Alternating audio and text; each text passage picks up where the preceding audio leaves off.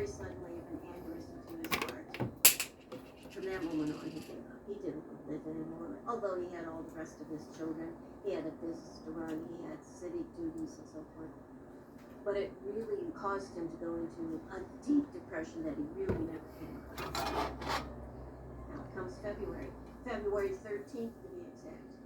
He gets up in the morning, he's back up in the suite of rooms, he locks both of the doors, he gets a gun from his dresser, he sits on the side of his bed, and he places that gun to his temple, and he fires one single shot. His sons came running back and broke the door open, and he was laying on the floor with a gunshot to the head. It was devastating to his family. In the wake of the suicide, Billy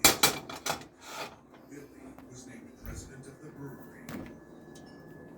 After the funeral and after the mourning period, William Jr. Billy was assigned to be the president of the brewery, which was his dearest wish, but he knew it was only by default. So that played on his mind the rest of his life. 2 years after his father committed suicide, Billy Jr. lost his mother as well. Julia got cancer. She ended up dying in the home. Then, after 9 years of marriage, Billy's wife left him when she discovered he had cheated on her and fathered a child out of wedlock. There's allegedly a son that was born that they kept inside. The only life that this child knew was the attic of this property, and he was kind of hidden away. In 1920, the Grim Reaper visited the left mansion yet again. His youngest sister supposedly committed suicide. There's a lot of speculation that she was murdered, actually. After Elsa's death, a landslide fortune continued. The 20s brought new laws and delivered a gut punch to the family business. Prohibition hits, and William II is kind of moving out, moving with these restrictions to be lifted. This is obviously hit. He tried to save the brewery and he couldn't, and when he sold it, it went for pennies on the dollar. There's the name for high school. There's a what? For high school. Yeah. Holly Parks. Cool. It's really depressing. On December 29, 1922, Billy moved his chair over to the fireplace in his office, opened up his vest and his shirt, and he shot himself in the chest. There was such a violent shock that it threw him off the chair onto the floor, and when his son came running in the room, She's awake. father's body, and he wailed and he was something like this was going to happen. They both died shooting themselves 18 years apart. So there's a trajectory here to look at something that's cyclical. After Billy Jr.'s death, his younger brother Charles moved into the family home. His bedroom was upstairs. He could look out the windows and see these beautiful rolling hills to the Mississippi River, so he felt very protected in there and very at peace. But then he got so ill that they decided, the servants, that he needed to come down here so they could take a little bit better care of him. Charles goes back to this neighborhood where all of this horrible stuff has happened. 2 of his family members shot themselves on this property, and his sister has also died. So Charles is there living with William's son, and he kind of gets strange over the years. William died around 30. He never really knew much of a life, and they buried him in the family plot with a marker that he left. Oh shit! What? I got some of the oil in the.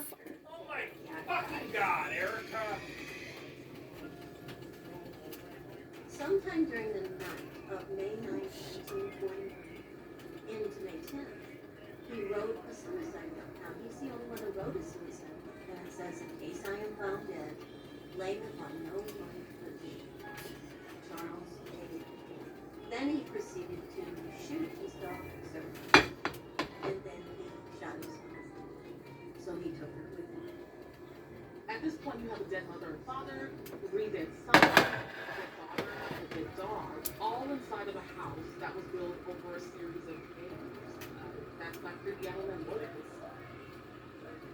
is. Shortly after Charles' suicide, those living in the house lost all the lamps who had died inside, including the dog.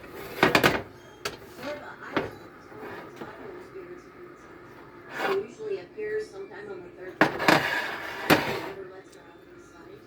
And Charles is the most visible spirit. He's the one that people talk about the most. In 1949, what was left of the Lent family sold the property, which had become the cell-phone legend in the St. Louis area. Today, it's a restaurant and inn, but if you visit, you won't be alone. The Left Mansion, if you view it right, everywhere in the house has some haunted aspect to it. According to me, there's at least 9 spirits in this house.